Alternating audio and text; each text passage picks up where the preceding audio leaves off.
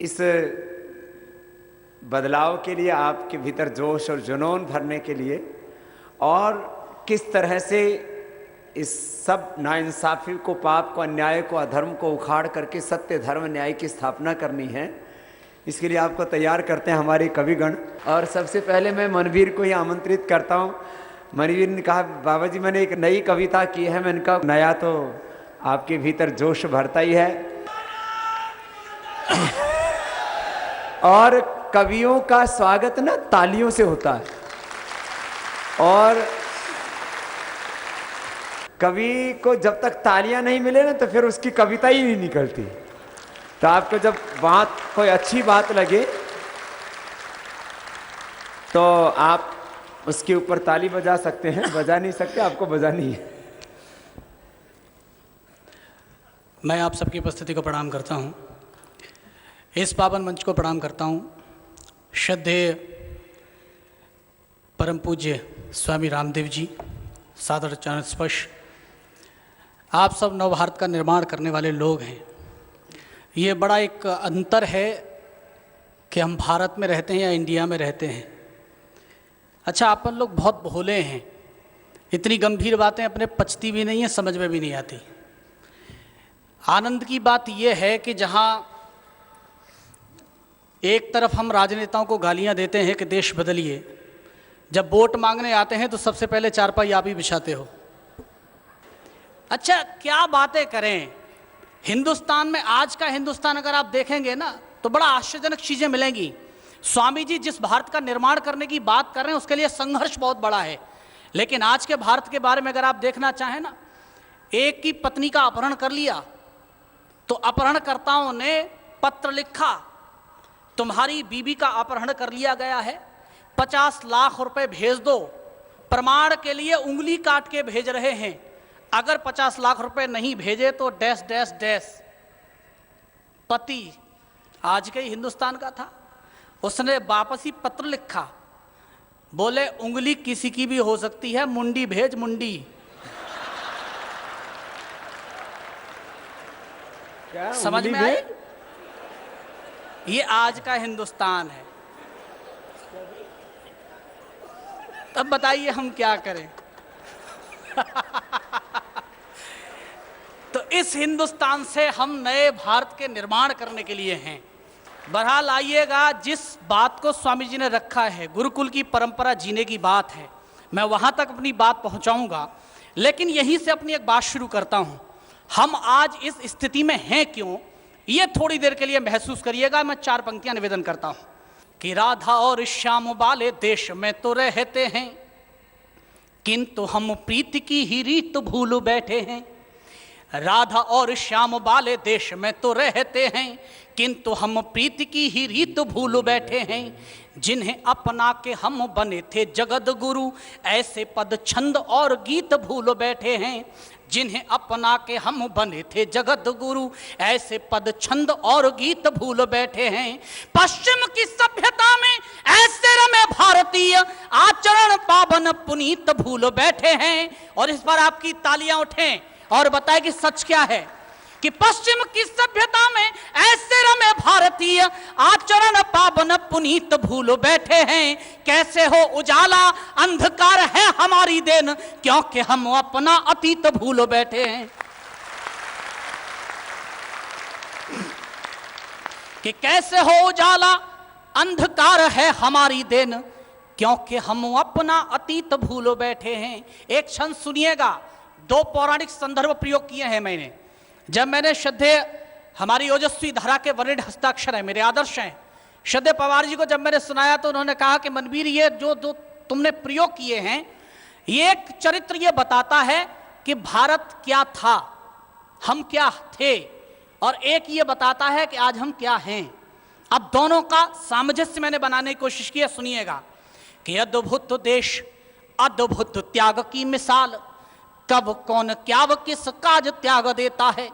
अद्भुत देश, अद्भुत त्याग की मिसाल, कब कौन क्या व किस काज त्याग देता है। त्याग के समाज को फकीर बन जाता कोई, और किसी को यहाँ समाज त्याग देता है। त्याग के समाज को फकीर बन जाता कोई, और किसी को यहाँ समाज त्याग देता है।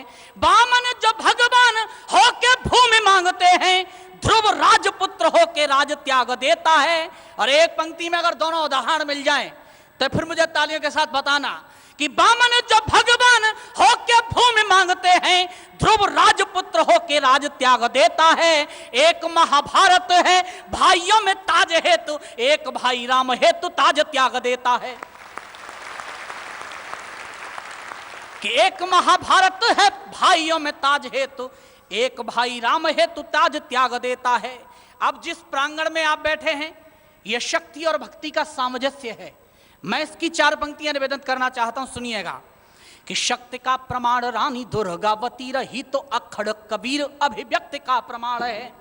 शक्ति का प्रमाण रानी दुर्गावती रही तो अखड़ कबीर अभिव्यक्ति का प्रमाण है। अभिव्यक्ति ऐसी जो प्रमाण निर्भीकता का, ध्रुव सा चरित्र जो विरक्ति का प्रमाण है। थी विरक्ति महावीर जैसी यदि भारत में, पन्ना धाय माभिराज भक्ति का प्रमाण है। भक्ति का प्रमाण मीराबाई ने रचा दिया तो रानी लक्ष्मीबाई यहां शक्ति का प्रमाण है। भक्ति का प्रमाण मीराबाई ने रचा दिया तो रानी लक्ष्मीबाई यहां शक्ति का प्रमाण है। मेरे कहने का मकसद केवल इतना सा है कि ऋषि परंपरा को जीने वाले देश में जब हम अपनी सच बात कहने के लिए आगे आए तो फिर बर्ताव क्या हुआ। एक गीत का मुझे आदेश दिया, मेरे युवा भारत के बहुत सारे मित्र यहां पर हैं जिन्होंने कहा था कि वो पढ़ना है। मैं गीत पढ़ता हूं। जो हमला हुआ वो क्यों हुआ था, कुछ लोगों ने सुना है, कुछ ने नहीं सुना है। मैं सीधे सीधे निवेदन करता हूं, सुनिएगा कि अंधकार कितना गहरा है, अब बोली पर भी पहरा है। अंधकार कितना गहरा है, अब बोली पर भी पहरा है। फरियादी की कौन सुनेगा, सिंहासन बिल्कुल बहरा है। शांति वार्ता में फिर से हारे शकुनी के वारों से। इस बार आपकी आक्रोश की तालियां उठें कि शांति वार्ता में फिर से हारे शकुनी के वारों से। कारण माल पूछ बैठे हम चोरों के सरदारों से। कि कारण माल पूछ बैठे हम चोरों के सरदारों से। अंधकार कितना गहरा है। जंग किसके खिलाफ है ये सुन लीजिएगा कि देश का अकूत धन खुद की तिजोरियों में, ऐसे लोग राष्ट्र अस्मिता के लिए काल हैं। देश का अकूत धन खुद की तिजोरियों में, ऐसे लोग राष्ट्र अस्मिता के लिए काल हैं। भूख महंगाई से ये जनता मरे तो मरे, उनकी तो पीढ़ियां भी हुई माला माल हैं। भूख महंगाई से ये जनता मरे तो मरे, उनकी तो पीढ़ियां भी हुई माला माल हैं। गद्दियों पे बैठे हैं गद्दार देश के, परंतु लाठियों को खाते यहाँ भारती के लाल हैं। और फिर आपकी तालियां उठें कि गद्दियों पे बैठे हैं गद्दार देश के, परंतु लाठियों को खाते यहाँ भारती के लाल हैं। देश दांव पे है, खुद पेट भरने में व्यस्त, देखिए दलाल ही दलाल हैं। अब दुल्हन को खतरा है इन डोली लगे कहारों से। अब दुल्हन को खतरा है इन डोली लगे कहारों से। कारण माल पूछ बैठे हम चोरों के सरदारों से। अंधकार कितना गहरा है। और दिल्ली से एक बयान आया कि स्वामी जी तो योग सिखाते, तो योग ही सिखाते। अजीब बयान है। मतलब आप अधिवक्ता थे, आपको यह अधिकार किसने दिया कि आप चुनाव लड़ें और मंत्री बने। लेकिन अगर जवाब ठीक लग जाए, मैं हिंदी की अनंत तक्षणी सेना का सबसे छोटा सिपाही हूं। मेरी हुंकार अगर आपकी आवाज से मिल जाए तो एक बार फिर तालियों का उत्साह बताना। मैं अंतिम पंक्तियां निवेदन करता हूं और जवाब देता हूं कि क्यों आए। कि मौन व्रत धारे कहीं बोल नहीं सके, किंतु बेबस की अखियों का नीर भिड़ जाता है। यह भारतीय परंपरा है, हिंदुस्तानी परंपरा है कि मौन व्रत धारे कहीं बोल नहीं सके, किंतु बेबस की अखियों का नीर भिड़ जाता है। किसी अबला की अस्मिता लगी हुई हो दाम, राह चलता भी राहगीर भिड़ जाता है। किसी अबला की अस्मिता लगी हुई हो दाम, राह चलता भी राहगीर भिड़ जाता है। कोई व्यक्ति कभी किसी से यूं भिड़ता नहीं है, बोली और भाषाओं का तीर भिड़ जाता है। और तालियां इतनी घनघोरों की आवाज पहुंच जाए उनके कानों तक कि मौन व्रत धारे कहीं बोल नहीं सके, किंतु बेबस की अखियों का नीर भिड़ जाता है।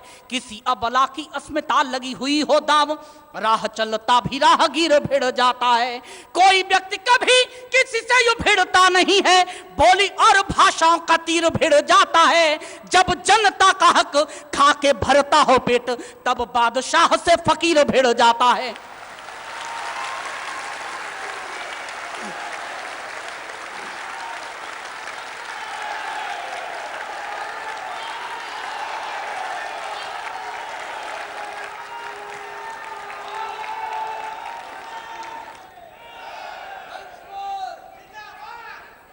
अच्छा, एक बार में समझ में नहीं आई? एक बार में समझ में नहीं आई? देखो क्या है, मैं तो उत्तर प्रदेश का हूं, खुद ही सप्लीमेंट्री में पास हुआ। लेकिन इस बार मेरा कहने का मतलब समझ लीजिए, आपकी हुंकार सत्ता के कानों तक जाए, उनके दरवाजे खोले कि हम क्या हैं। कि मौन व्रत धारे कहीं बोल नहीं सके, किंतु बेबस की अखियों का नीर भिड़ जाता है। किसी अबला की अस्मिता लगी हुई हो दाम, राह चलता भी राहगीर भिड़ जाता है। कोई व्यक्ति कभी किसी से यूं भिड़ता नहीं है, बोली और भाषाओं का तीर भिड़ जाता है। जब जनता का हक खा के भरता हो पेट, तब बादशाह से फकीर भिड़ जाता है।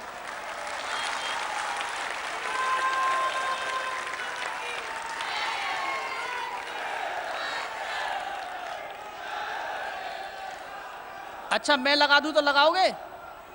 वंदे वंदे इनकलाब इनकलाब को भी हक है। अधिकार तुम्हारा नहीं है, इस देश का जो नागरिक है उससे अधिकार है इस बात का कि एक फूल को भी हक है वो करे बगावत खारों से। एक फूल को भी हक है वो करे बगावत खारों से। कारण माल पूछ बैठे हम चोरों के सरदारों से। अंधकार कितना गहरा है, लेकिन आप भी क्या करें। अब स्वामी जी कह रहे हैं राजनीतिक विकल्प आना चाहिए, लेकिन उससे पहले की स्थिति खुद ही समझ लो कि किसी अंधे को जो यदि रेबड़ियां सौंप दोगे, अपनों में बांटने की आदत न जाएगी। किसी अंधे को जो यदि रेबड़ियां सौंप दोगे, अपनों में बांटने की आदत न जाएगी। जिसने कभी भी शास्त्र ज्ञान प्राप्त न किया हो, बकवास छांटने की आदत न जाएगी।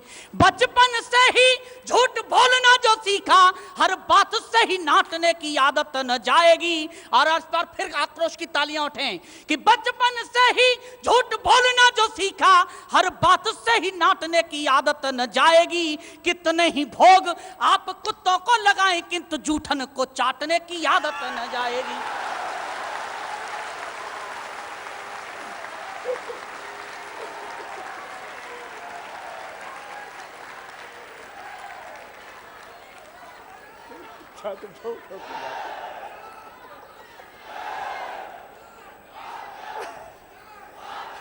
कि कितने ही भोग आप श्वान को लगाएं, किंतु जूठन को चाटने की आदत न जाएगी। और होता क्या है, थोड़ी देर के लिए सच्चाई बयां कर रहा हूं, लेकिन हकीकत स्वीकार भी लेना कि जो होश से लिया ना काम, कभी कितने ही तो गलत ये कदम जोश जोश में उठाए हैं। होश से लिया ना काम, कभी कितने ही तो गलत ये कदम जोश जोश में उठाए हैं। परिवारवाद या कि दलवाद में ही पड़ अपने अमूल्य मत व्यर्थ में गवाए हैं। परिवारवाद या के दलवाद में ही पड़ अपने अमूल्य मत व्यर्थ में गवाए हैं। पूछता जवाब देना दुर्दशा जो देश की है, इससे देखकर किस लिए शर्माए हैं। और इस बार फिर आपकी तालियां कि दुर्भाग्य 65 वर्षों में हमने ये भी देखा कि होश से लिया ना काम कभी कितने ही तो गलत ये कदम जोश जोश में उठाए हैं, परे वाद वाद या कि दलवाद में ही पड़ अपने अमूल्य मत व्यर्थ में गवाए हैं। पूछता जवाब देना दुर्दशा जो देश की है, इससे देख कर किस लिए शर्माए हैं। चुन चुन अपना बना के प्रतिनिधि खुद आपने ही डाकू भिजवाए हैं। लेकिन मैं अब जिनके बारे में बोल रहा हूं, एकमात्र उम्मीद है इस देश में। कहने के लिए बहुत सारे सर खड़े हो जाते हैं मुकुट पहनने के लिए, लेकिन यकीन मानना केवल एकमात्र उम्मीद है। मैं पहले इस छंद को पढ़ चुका हूं, लेकिन मुझे बहुत सारे मित्रों ने कहा कि इसे पढ़ना है, मैं पढ़ रहा हूं। मैंने स्वामी जी को लेकर एक छंद लिखा था। यकीन मानना मैं तो योगेश्वर कृष्ण की भूमि से हूं, मथुरा से, और उनका वंशज भी हूं, लेकिन मैंने स्वामी जी को जिस रूप में रेखांकित किया है, ठीक लग जाए तो फिर एक भी हाथ खामोश ना रहे। मैं निवेदन करना चाहता हूं, सुनिएगा कि दो दिलों में योग जो कराते हैं सिखाते और झुमाते एक ऐसे स्वर साज रामदेव जी। दो दिलों में योग जो कराते हैं सिखाते और झुमाते एक वैसे स्वर साज रामदेव जी।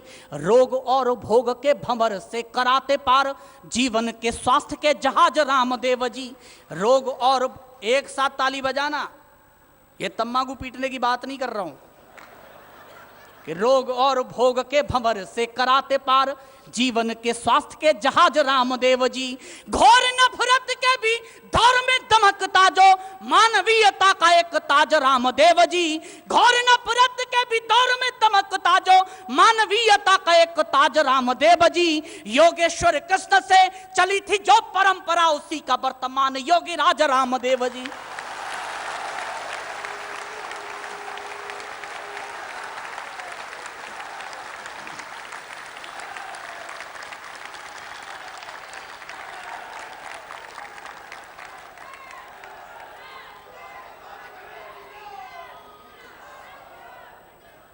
समस्या यह है इस देश में कि जब कोई परिवर्तन आने की स्थिति आती है तो एक दो लोगों को जोश आता है। आप देख ही रहे होंगे, अभी बीच बीच में एक दो लोग खड़े हुए, बस ताली बजानी है तो ढंग से बजाया करो ताकि देश में यह सूचना पहुंचे कि योगेश्वर कृष्ण से चली थी जो परंपरा, उसी का वर्तमान योगी राज रामदेव जी। और भारत स्वाभिमान के दोस्तों को ये चार पंक्तियां और समर्पित करना चाहता हूं।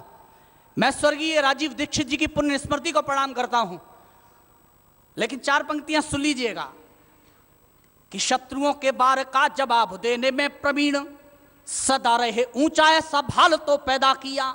और स्वामी जी इसलिए प्रणम्य हैं कि उन्होंने उन्हें संबल दिया, उन्हें कहा कि मैं तुम्हारे साथ हूं, खड़ा हूं सामने। तो इसलिए आपका फिर समर्थन मांगता हूं कि शत्रुओं के वार का जवाब देने में प्रवीण सदा रहे ऊंचा ऐसा भाल तो पैदा किया। षड्यंत्रकारियों की धज्जियां उड़ा सके जो ऐसा एक ही सही भूचाल तो पैदा किया। षड्यंत्रकारियों की धज्जियां उड़ा सके जो ऐसा एक ही सही भूचाल तो पैदा किया। राष्ट्र स्वाभिमान के लिए जो काल बने हुए उनके लिए भी महाकाल तो पैदा किया। इस बार फिर आपके हाथ उठते हुए देखना चाहता हूं कि राष्ट्र स्वाभिमान के लिए जो काल बने हुए उनके लिए भी महाकाल तो पैदा किया। शिवाजी से स्वाभिमान बाला मात भारती ने राजीव जी जैसा एक लाल तो पैदा किया।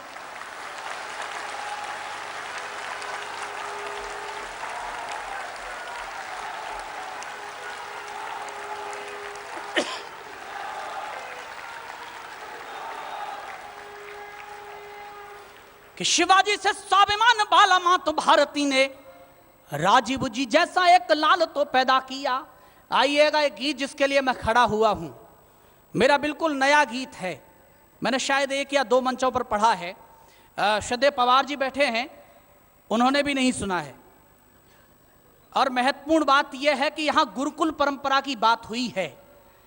मैं वैसी संस्कार की बात करना चाहता हूं। दो तीन बातें सुन लीजिए। पहले बहुत संक्षिप्त में बताना चाहता हूं। हमारी अनजानी गलती की कीमत कई बार पीढ़ियां चुकाती हैं जो हम नहीं समझते। हम देश बदलने के लिए खड़े हुए हैं। मुझे लगा कि मुझे गीत कहना चाहिए इस बात पर। यहां सब परिवार वाले लोग बैठे हैं, मेरे पितातुल बुजुर्ग बैठे हैं, युवा मित्र भी हैं, मात शक्तियां भी हैं, सब हैं। इसलिए बहुत महत्वपूर्ण है। अधूरी जानकारी कई बार आपको मौत के मुहाने तक लेकर जाती है। अगर एक चरित्र पौराणिक संदर्भ से आप पकड़ें तो वो है अभिमन्यु। हम एक तरफ अतिथि देवो भव की परंपरा जीने की बात करते हैं। जब कोई नई दुल्हन घर में प्रवेश करती है, हफ्तों तक हम उत्सव मनाते हैं, लेकिन नन्हा शिशु जब घर में प्रवेश करता है हम उदासीन होते हैं, हम लापरवाह होते हैं। घर में लड़ाई हो रही है तो लड़ाई हो रही है, जो भी स्थिति है वो सब गुजरती है। मेडिकल साइंस ये कहता है कि गर्भावस्था के दौरान जो कुछ परिवार में घटता है उसका असर बच्चे के मस्तिष्क पर जाता है। आप किन युवाओं को आगे बढ़ाने की बात कर रहे हैं? अगर हमें उन्हें आधार ढंग का नहीं दे सकते और फिर युवाओं पर आरोप लगाते हैं। मैं प्रतिनिधि हूं उनका, इसलिए जिम्मेदारी से एक बात कहना चाहता हूं। 3 उद्देश्य लेकर चला हूं। यह शुद्ध वीरस का गीत है, लेकिन शुद्ध पारिवारिक भी। पहली बात उस मां के लिए है, यह सोचिए कि पेट में रहकर अगर अभिमन्यु चक्रव्यूह तोड़ने की कला सीख सकता है तो जो वातावरण आप दे रही हैं 9 महीने में, वो बच्चे पर कितना असर डालेगा। मैं उस परिवार से भी कहना चाहता हूं कि अपने परिवार का माहौल सकारात्मक रखिए, अच्छा रखिए, पॉजिटिव रखिए, ताकि युवा में आत्मविश्वास पैदा हो, वो कोई भी जंग जीत पाए। और अंतिम युवाओं के लिए कि मैं युवा हूं तो आत्मविश्वास मैंने रखा है। कथा केवल बहुत छोटी सी है। अभिमन्यु की वीरगति तक की कहानी आपने पढ़ी है, मैंने इसके आगे की कहानी लिखने की कोशिश की है। यह मेरी अनकथई कथा की एक सीरीज है, उसकी पहली कविता सुना रहा हूं आपको। भूमिका बहुत छोटी, केवल 1 लाइन की। अभिमन्यु वीरगति को प्राप्त होता है, मां को सूचना मिलती है, वो बेहोश हो जाती है। उधर अभिमन्यु चूंकि शरीर छोड़ चुका है तो वो मां के सूक्ष्म मस्तिष्क में प्रवेश करता है और मां से शिकायत करता है कि एक गलती जिसने महाभारत की दिशा बदल दी, अगर मैं होता और गलती नहीं हुई होती तो क्या हो सकता था। ये सारी स्थितियों पर एक छोटा सा गीत मैं निवेदन करता हूं। शायद इससे बेहतर मैं यहां परिवार में खड़े होकर कुछ नहीं दे सकता। मैं निवेदन करता हूं, एक शेर सुन लीजिएगा चलते चलते। पहले यह हाल भी देखा है तारीख की नजरों ने, लम्हों ने खता की थी, सदियों ने सजा पाई। हमारी छोटी गलतियां कितना बड़ा रूप तैयार करती हैं। अभिमन्यु की सीधे सीधे वार्ता पहले समाज से मैं निवेदन करता हूं, सुनिएगा। कि ना संस्कार में क्षरण रहे, ना संस्कार में क्षरण रहे, गिरावट नहीं होनी चाहिए। धुंधला न कोई आवरण रहे, कोई मां हो गर्भ अवस्था में, सुंदरतम वातावरण रहे। इन 2 पंक्तियों पर आपकी तालियां खामोश ना रहें। अगर मेरा लिखना ठीक लगा हो तो, कि कोई मां हो गर्भ अवस्था में, सुंदरतम वातावरण रहे। चूक हुई तो जाने क्या क्या दर्द उठाना पड़ता है, चूक हुई तो जाने क्या क्या दर्द उठाना पड़ता है। मुझसे पूछो इसका कितना मूल्य चुकाना पड़ता है, कि मुझसे पूछो इसका कितना मूल्य चुकाना पड़ता है। ना संस्कार में क्षरण रहे। पहला बंद मां से शिकायत करता है कि डाल दिया व्यूह तोड़ने की जो कला का बीज, जिसकी बात स्वामी जी अभी कर रहे थे, कि डाल दिया व्यूह तोड़ने की जो कला का बीज, सोती हुई मुझको जवानी जगानी पड़ी। डाल दिया व्यूह तोड़ने की जो कला का बीज, सोती हुई मुझको जवानी जगानी पड़ी। युद्ध हो रहा हो कौन योद्धा शांत रहता है, जोश था तो वीरता की आन निभानी पड़ी। लोहा मान गया मेरे युद्ध कौशल का विश्व, लोहा मान गया मेरे युद्ध कौशल का विश्व, उंगली सभी को दांतों तले दबानी पड़ी। और इस बार तालियां उठें कि लोहा मान गया मेरे युद्ध कौशल का विश्व, उंगली सभी को दांतों तले दबानी पड़ी। अनजाने गलती हुई थी आपसे, परंतु कीमत मुझे तो जान दे के चुकानी पड़ी।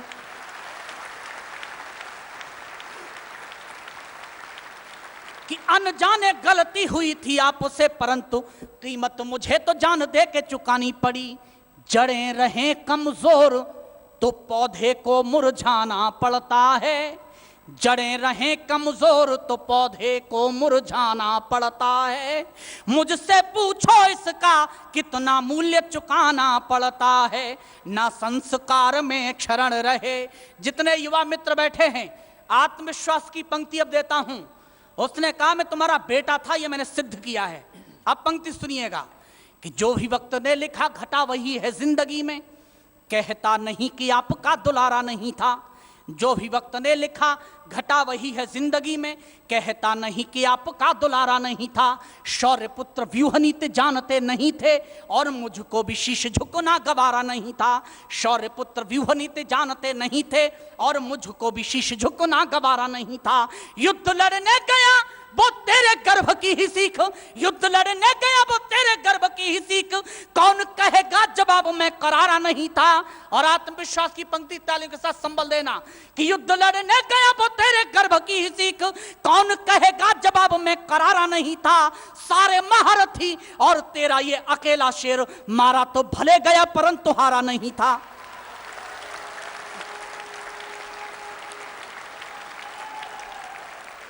कि सारे महारथी और तेरा ये अकेला शेर, मारा तो भले गया परंतु हारा नहीं था। देख पराक्रम दुश्मन को भी शीश झुकाना पड़ता है, देख पराक्रम दुश्मन को भी शीश झुकाना पड़ता है। मुझसे पूछो इसका कितना मूल्य चुकाना पड़ता है, ना संस्कार में क्षरण रहे। घर का जो मुखिया होता है उसकी इज्जत या बेइज्जती बच्चों के हाथों में होती है। याद रखना, उसने कहा मैं अर्जुन का बेटा था, युधिष्ठिर के परिवार का था, तो मैंने उनकी इज्जत बचाने की पूरी कोशिश की, जान जाने तक। अब पंक्ति सुनिएगा कि व्यूह देख कर मजबूर हो गए थे सब, मैंने यौवन का जोश चुकने नहीं दिया। व्यूह देख कर मजबूर हो गए थे सब, मैंने यौवन का जोश चुकने नहीं दिया। भले लावा खोलता रहा हो सबके दिलों में, किंतु हौसले को यूं ही फूकने नहीं दिया। नहीं थे पिता तो पुत्र ने संभाल ली कमान, नहीं थे पिता तो पुत्र ने संभाल ली कमान, बढ़ता विजय रथ रुकने नहीं दिया। और फिर आपकी तालियां कि नहीं थे पिता तो पुत्र ने संभाल ली कमान, बढ़ता विजय रथ रुकने नहीं दिया। मार ही दिया अधर्म के धुरंधरों ने, किंतु शीश धर्मराज का तो झुकने नहीं दिया।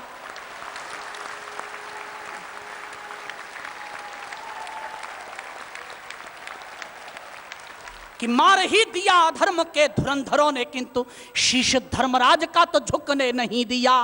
उम्र नहीं, लोग कहते हैं हमारा बच्चा 24-18 साल का हुआ, आंदोलन में क्या करेगा। उम्र नहीं, वीरों को अपना शौर्य दिखाना पड़ता है। उम्र नहीं, वीरों को अपना शौर्य दिखाना पड़ता है। मुझसे पूछो इसका कितना मूल्य चुकाना पड़ता है, ना संस्कार में क्षरण रहे। उन्होंने कहा मैं योगेश्वर कृष्ण का भांजा भी था और शिष्य भी। उन्होंने कहा नीतिगत चलना, अनीति पर मत चलना। नीति वाला कभी हारता नहीं है और अनीति वाला कभी जीतता नहीं है। लेकिन आज मैं अपने मामा और अपने गुरु से यह जानना चाहता हूं कि सामने वाला अनीति कर रहा हो तब क्या करें। मैंने कभी एक मुक्तक कहा था, विफल शास्त्र के हो जाने पर शस्त्र जगाना पड़ता है।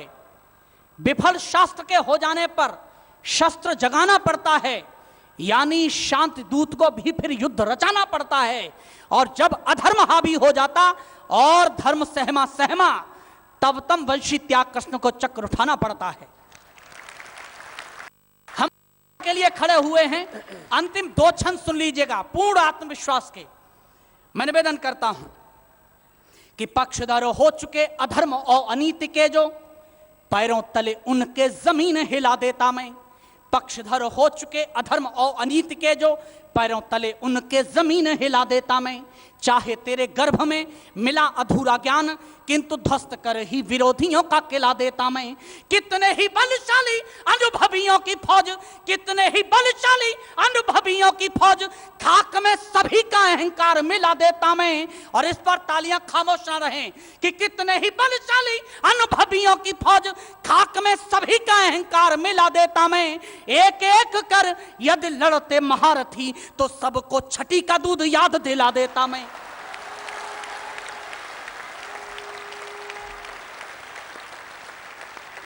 एक एक कर यदि लड़ते महारथी, तो सबको छठी का दूध याद दिला देता मैं।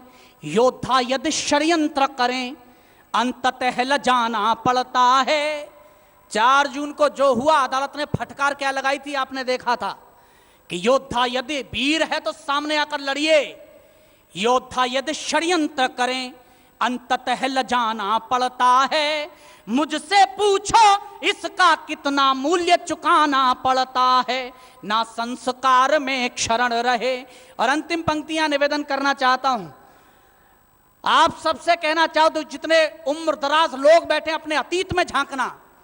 जिंदगी में कई बार ऐसे मौके आए होंगे जहां पर आप अकेले मैदान में खड़े हुए होंगे, कोई आपके साथ नहीं होगा। जितने युवा हैं भविष्य देख लीजिए, राजनीति वर्तमान में जो है आपके सामने ऐसे कई बार मौके आएंगे। लेकिन मेरी ये 4 पंक्तियां याद रखना, आत्मविश्वास मत खोने देना। मैं अंतिम 4 पंक्तियां पढ़ना चाहता हूं, आपने बहुत मन से सुना है, मैं पहली बार पढ़ रहा हूं इस तरह परिवार में खड़े होकर। लेकिन अंतिम पंक्तियों पर आपकी एक भी व्यक्ति की तालियां खामोश नहीं देखना चाहता। हाथ ठाकर जोरदार तालियों के साथ मेरा हौसला बढ़ाना कि मैं इस तरह की कविता लिखूं। अंतिम बंद सुनिएगा इसका, कि मुझसे पूछो इसका कितना मूल्य चुकाना पड़ता है, ना संस्कार में क्षरण रहे। कि शौर्य ग्रंथ रचते पिता जो स्वर्ण अक्षरों में, उसमें नवीन एक पृष्ठ जोड़ देता मैं। शौर्य ग्रंथ रचते पिता जो स्वर्ण अक्षरों में, उसमें नवीन एक पृष्ठ जोड़ देता मैं। यानी हमसे जो दुश्मनी किए हुए हैं भला, आप ही बताएं उन्हें कैसे छोड़ देता मैं। यानी हमसे जो दुश्मनी किए हुए हैं भला, आप ही बताएं उन्हें कैसे छोड़ देता मैं। साहसी पराक्रमी परंपरा निभाते हुए, साहसी पराक्रमी परंपरा निभाते हुए, नींबुओं सा शत्रु दल को निचोड़ देता मैं। और जो उद्देश्य लेकर चले हैं, मेरी पंक्ति याद रखना, गलती मत करना, एक भी आंख खामोश ना रहे, कि साहसी पराक्रमी परंपरा निभाते हुए, नींबुओं सा शत्रु दल को निचोड़ देता मैं। सुनते हुए कहानी आप यदि सोती नहीं, आपकी कसम चक्रव्यूह तोड़ देता मैं।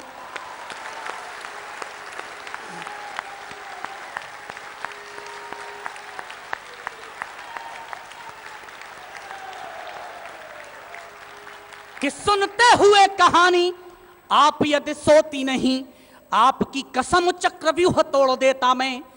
अनजानी गलती पर भी पीछे पछताना पड़ता है, अनजानी गलती पर भी पीछे पछताना पड़ता है।